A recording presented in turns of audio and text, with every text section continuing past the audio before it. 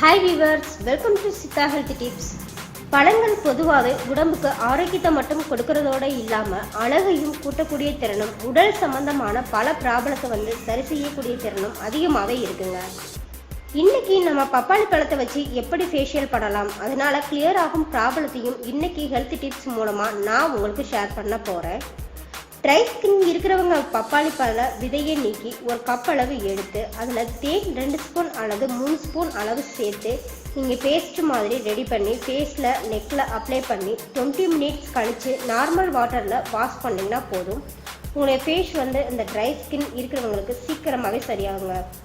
Face ஸ்ட்ரைட்டாகவும் சைனிங்காகவும் தெரியணும் அப்படின்னு நினைக்கிறவங்க பப்பாளி பழ பேஸ்ட்டோட பால் சேர்த்து மிக்ஸ் பண்ணி நீங்கள் அப்ளை பண்ணி 20 மினிட்ஸ் கழித்து நீங்கள் வாஷ் பண்ணிங்கன்னா உங்களுடைய ஃபேஸ் எப்பவும் பிரைட்டாகவும் சைனிங்காகவும் தெரியும்.